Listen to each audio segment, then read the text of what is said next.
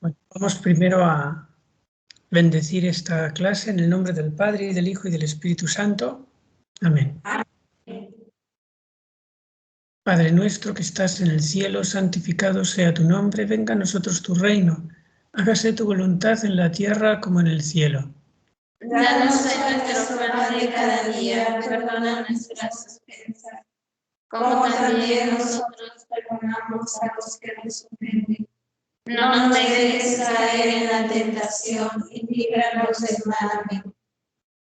Gloria al Padre, y al Hijo, y al Espíritu Santo.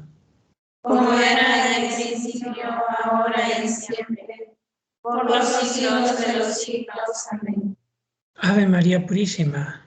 Sin pecado concebida.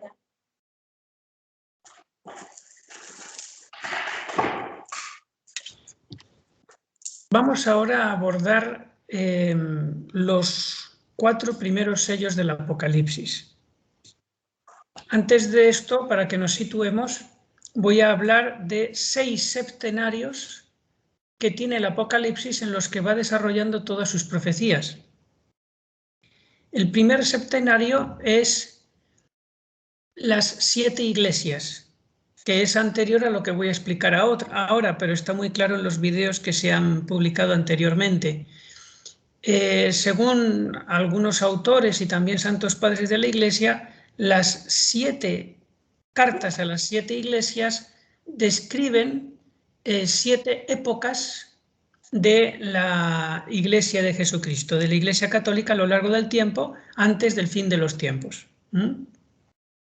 Entonces, en concreto, les digo que ahora mismo estamos en la 5ª iglesia, que es la iglesia de Sardes, que es la iglesia más vapuleada y criticada por Jesucristo en el Apocalipsis, la que sale peor parada.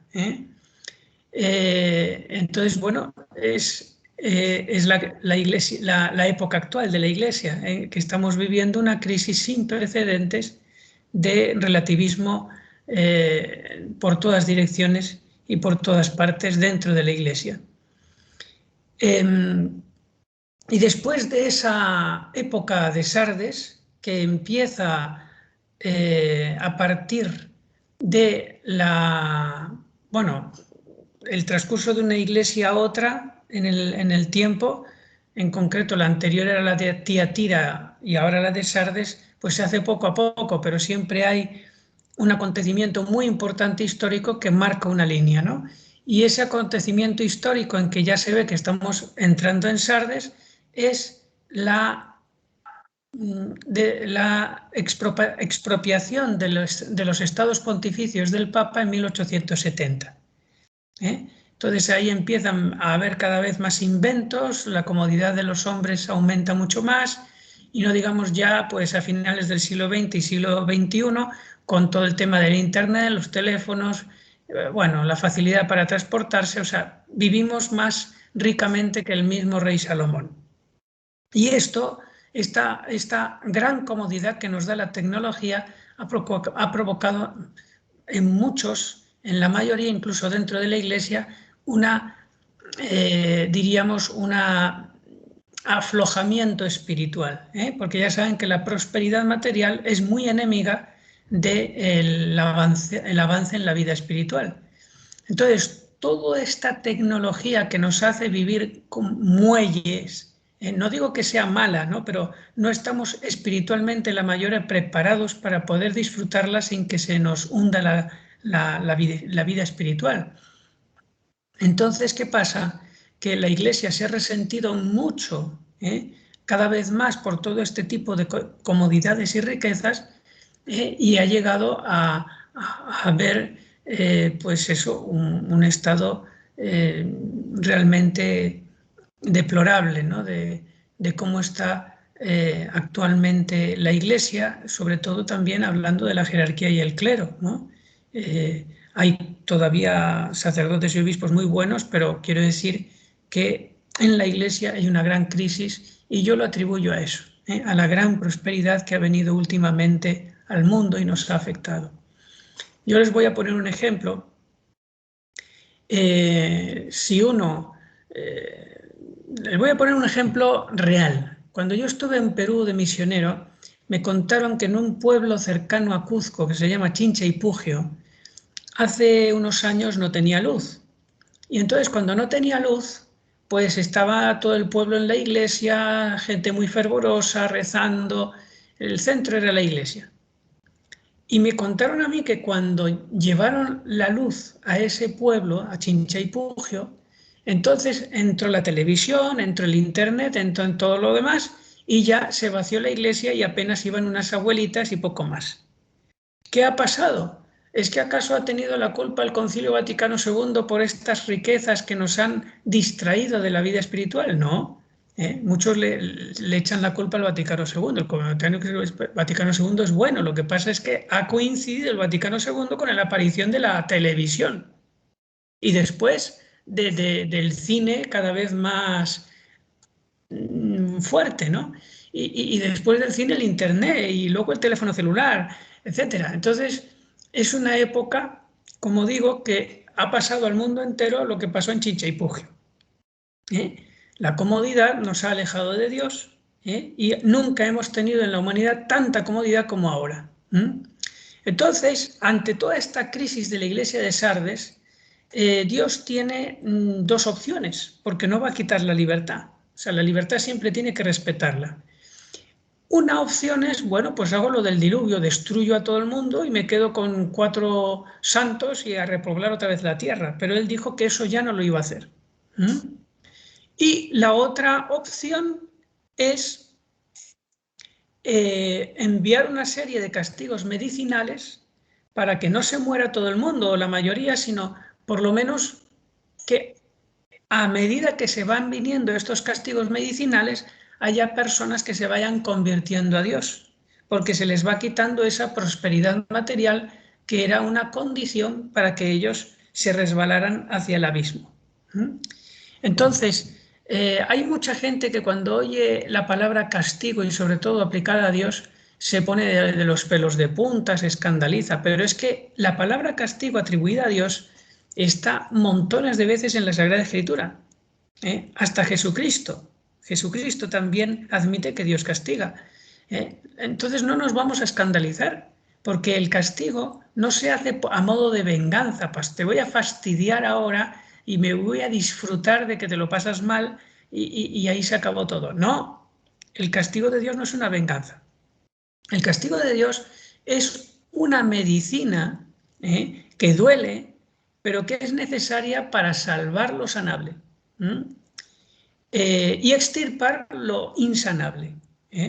Entonces, ha habido castigos a lo largo de toda la historia, también en el Antiguo y el Nuevo Testamento, pero ahora, al fin de los tiempos, pues va a haber un castigo muy especial porque la humanidad lo necesita. Se ha convertido en una maquinaria de de condenar almas al infierno, como un tobogán que caen como lluvia, y entonces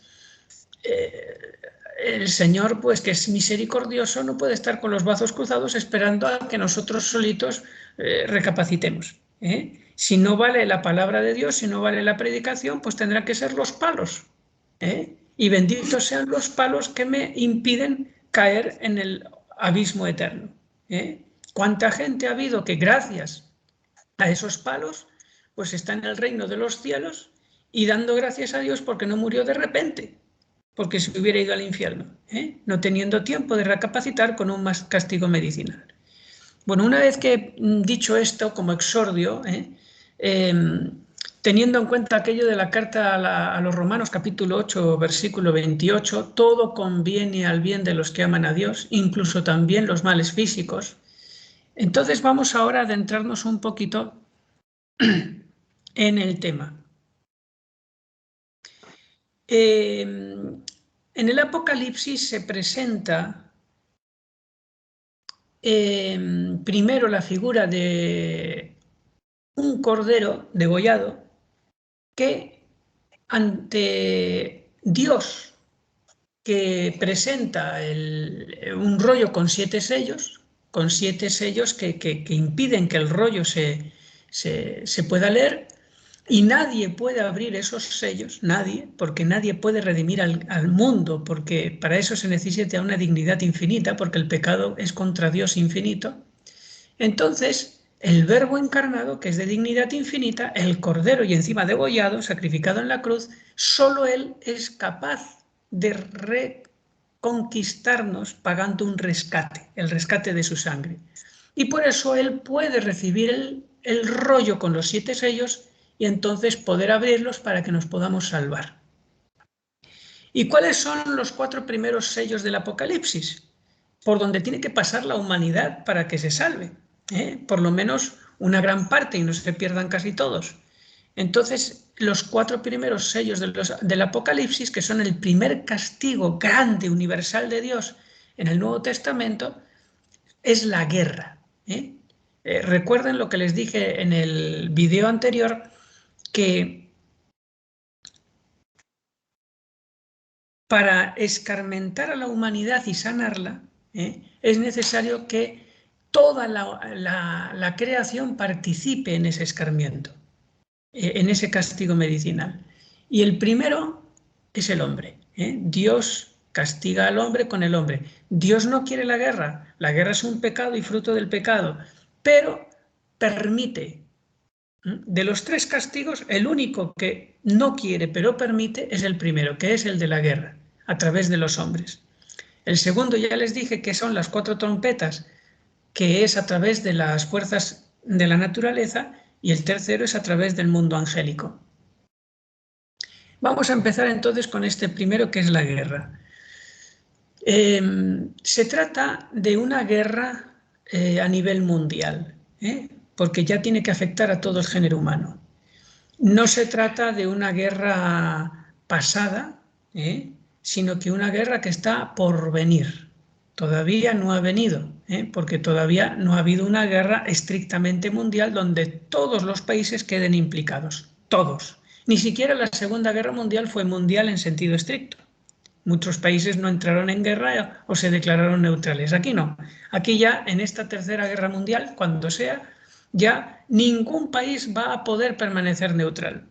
O te pones de un bando o te pones de otro porque igual te van a arrasar. Si te declaras neutral, eso no te va a servir para nada. Y además, con todo el poder que tienen las bombas ahora, pues entonces ya el declararse neutral no sirve para nada. Entonces, por eso, va a ser una guerra que va a afectar a todos los países a la vez, y que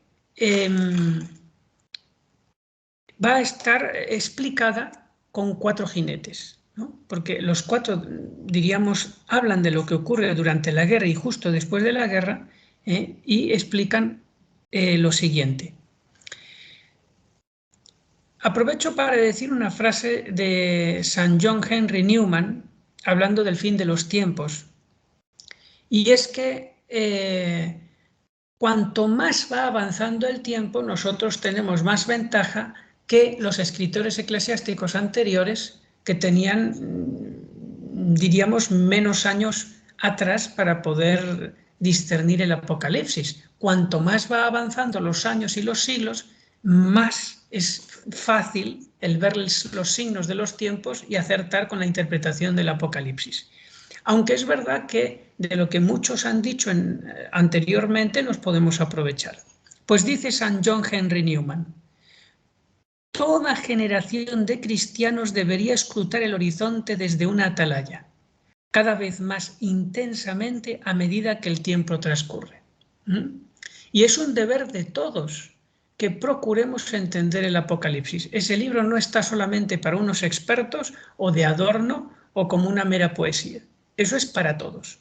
Y Dios va a dar la gracia y el don de entendimiento al que se esfuerce y estudie y lo dé a conocer a los demás. Y así también está escrito en el primer capítulo del Apocalipsis. Bendito aquel que lee esta profecía. Bien, pues entonces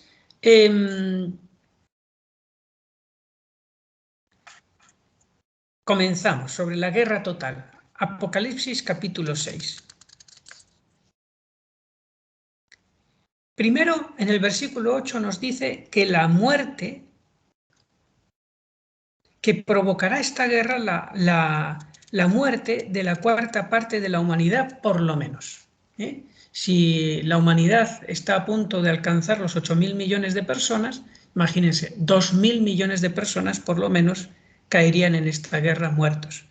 Y según Akita, que yo creo que cuando dice que morirá gran parte de la humanidad por un fuego llovido del cielo, yo creo que se refiere a esta guerra, a los 4 primeros sellos del Apocalipsis. Y que eso, lo que dice Akita, que fue una revelación en 1973, tiene que ocurrir a los que en esa época eran adultos.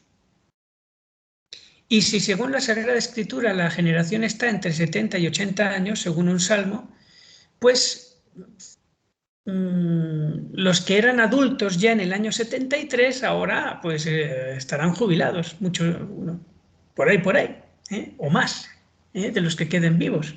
Por lo tanto, según Akita, esa guerra parece que no va a tardar mucho en llegar.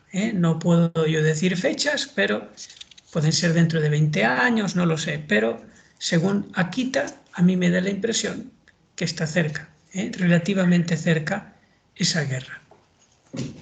Algunos dirán, bueno, pero con las oraciones y sacrificios ¿se puede evitar esa guerra? No, porque ya está en la Sagrada Escritura y la Sagrada Escritura no puede fallar. ¿Se puede retrasar? ¿Se puede disminuir los efectos malos? Sí, eso sí, pero tal y como está el mundo ahora, no se está retrasando la guerra, ni mucho menos, porque hay mucha más maldad que fe. Si ocurriera lo que dice en el profeta Jonás, que todo el mundo como Nínive se convirtiera y hiciera penitencia y se pusiera a hacer ayuno, hasta las vacas y los burros, como dice ahí, hasta los animales se pusieron a hacer ayuno, entonces yo creo que sí, que echaríamos para atrás durante varios siglos, tardarían siglos en llegar el fin de los tiempos y tendríamos mucho tiempo todavía de paz. Pero, ¿ustedes creen que estamos en esa situación de una conversión tipo Nínive de tiempo de Jonás? Ni mucho menos. ¿Para qué nos vamos a engañar? Esos que dicen, no, es que ahora va a haber una catástrofe, un castigo de Dios en otoño de este año o en el año que viene en tal mes. Y luego resulta que pasa ese otoño, pasa el mes de ese año y no ocurre nada. Y entonces dicen, no, es que hay gente que ha rezado y ha hecho penitencia y entonces por eso ha echado para atrás ese castigo, pero está pronto, después llegará. No, por favor, no nos tomen el pelo. O sea, ¿por qué hay gente que se ha puesto a rezar cuando la inmensa mayoría de la gente sigue igual y peor? ¿Y eso se va a retrasar? No. Si no ocurre una conversión global tipo Nínive, no nos dejemos engañar. Y la gente que esté diciendo que se ha retrasado porque hay algunos que han rezado, pues vamos, no tiene eso sentido ninguno. Bien, entonces, siguiente cosa sobre la guerra, destruirá la soberanía de las naciones que surgieron desde el Imperio Romano, que es el hierro mezclado con barro que vieron en la estatua de Nabucodonosor. Según enseñaron algunos santos padres de la Iglesia y John Henry Newman, es decir, esta guerra, la Tercera Guerra Mundial, destruirá la soberanía de las naciones, o sea, se modificarán las fronteras. Ya no existirá después de esta guerra igual Europa, América, sino que estará todo muy transformado porque el anticristo después de la guerra va a reformar las fronteras y va a hacer 10 reinos. Ahora no sé si son ciento y pico o casi 200 países los que existen. Pues el anticristo va a decir, se acabó tanto país, ahora voy a poner 10. Y voy a poner 10 reyes que los gobiernen. Implantación de un nuevo orden mundial después de la guerra con 10 estados dirigidos por unos pocos imitando la oligarquía del Imperio Romano. Esto también lo dice San Hipólito y está en el Apocalipsis capítulo 17, cuando habla de que hay 10 reyes que todavía no han llegado. que hay 10 reyes que son los 10 cuernos de la bestia.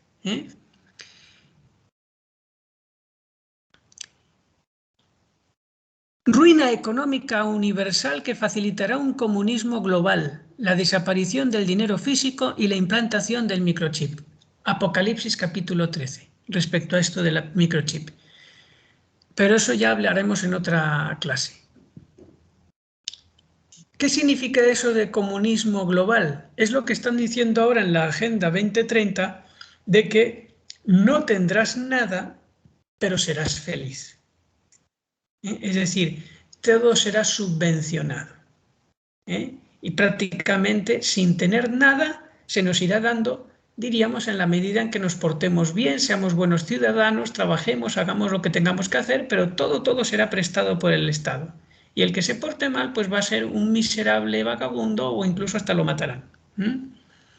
Eso es el comunismo global que nos viene encima, que ya está entrenándose, que ya está estrenándose y experimentándose en la China comunista, donde hay, pues no sé si son cientos de millones de cámaras de reconocimiento facial, a ver si la gente se está portando bien o portando mal, les dan puntitos y según eso pueden subir al autobús y demás cosas. Pues eso va a ocurrir más o menos después de la Tercera Guerra Mundial. El anticristo va a imponer este tipo de comunismo global.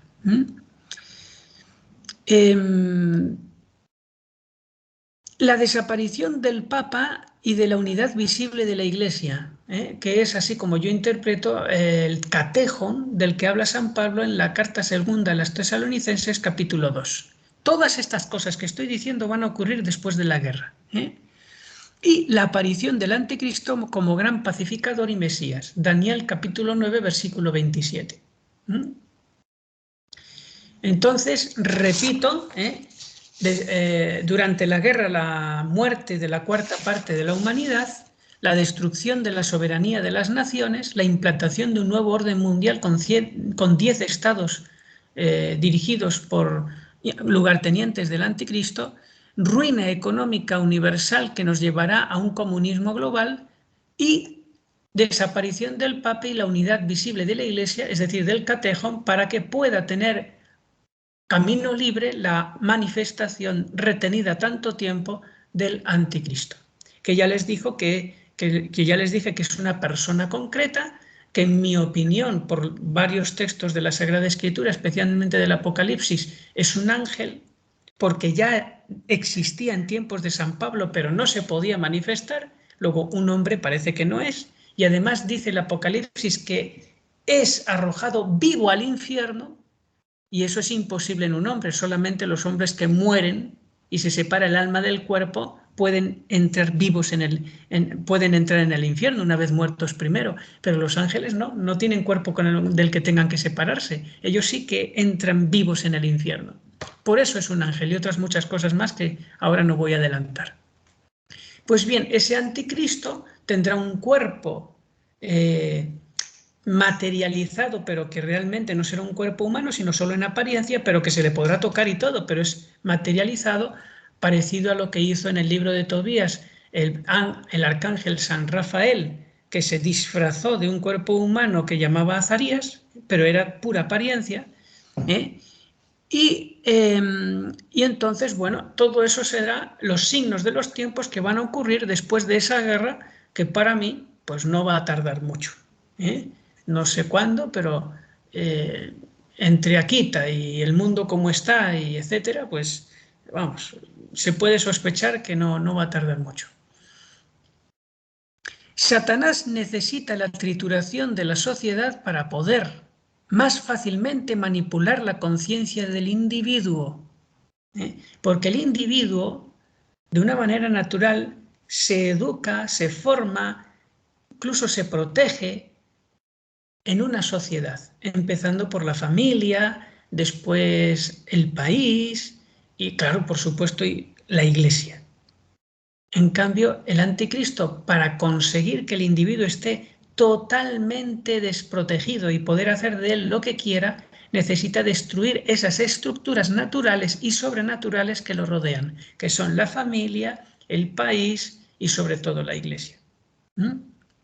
Entonces, algo que es un instrumento importante para destruir esas estructuras es la guerra. Hay otras, ¿no? Pero sobre todo la guerra. Esto lo consigue destruyendo las tres estructuras que podrían defender al individuo, que son la familia y la Iglesia y la soberanía nacional. Destrucción de la familia por medio de la ideología de género, la separación de la feminidad y la maternidad, que eso es lo que provoca muchos divorcios, la separación de la feminidad y de la maternidad. Fíjense, hacerlo más difícil posible que una esposa pueda tener hijos.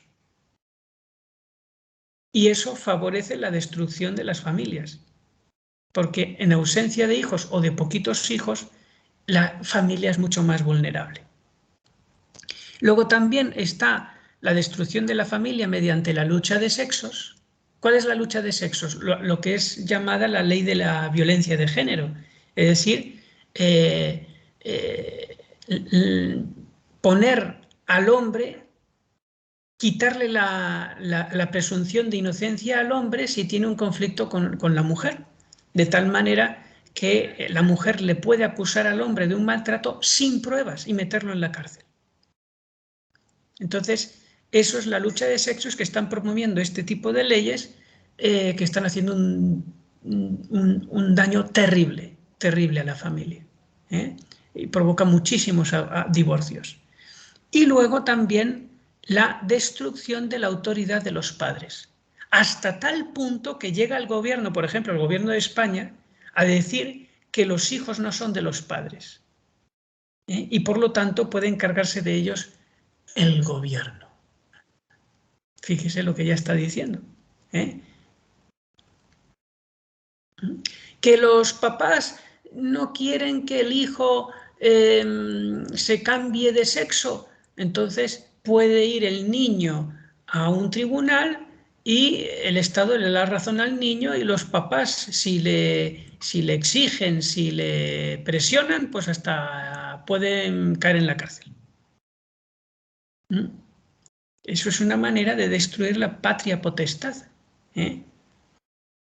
Y muchas cosas más parecidas como esa. Entonces, repito, se destruye la familia por la ideología de género, por la separación de feminidad y maternidad, por la lucha de sexos y por la destrucción de la autoridad de los padres. Eso también en Perú y en todas partes, o en unos sitios más y en otros menos. Destrucción de la Iglesia por medio de la infiltración masónica, por medio de la difamación del clero.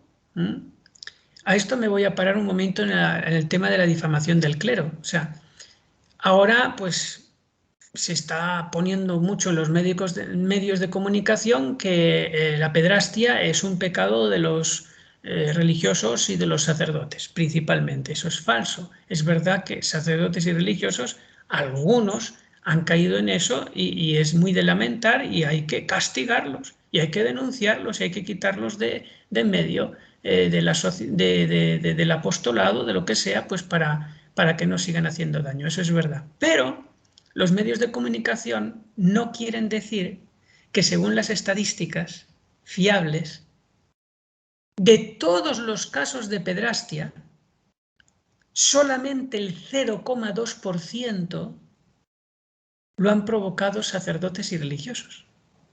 El otro 99,8% nadie dice nada. Y que los provocan sobre todo en un entorno familiar, hermanos, padrastros o mismos papás, o en gimnasios, incluso médicos, a nivel de muchas profesiones y de otras religiones. Pero eso no se oye, solamente se oye el 0,2% que lo hace la jerarquía de la Iglesia. ¿Se dan cuenta? Y por medio de eso es la difamación del clero para que los fieles se avergüencen de su madre la Iglesia y pierdan la fe. Y tercero, modo de destruir la Iglesia es la persecución violenta. Que eso ya en algunos lugares en este momento hay, sobre todo a nivel de persecución musulmana, y también hinduista en la India, pero también es algo que va a ocurrir en el reinado del anticristo, más que nunca y en todas partes. Bueno, luego, destrucción de la soberanía nacional por medio de la deuda pública impagable, o sea, hacen que los estados ya no pueden pagar la deuda pública y entonces los banqueros o los que sean que tienen esa deuda en su puño dicen, bueno, pues ahora te vamos a dictar las leyes que tienes que poner para destruir la soberanía nacional. La inmigración masiva de culturas antisistema, por ejemplo, culturas que van en contra de los derechos de la mujer, que la consideran un ser inferior, etcétera, etcétera. Y luego también, sobre todo, destrucción de la sabiduría nacional por medio de la guerra. Y eso es lo que estamos entrando ahora.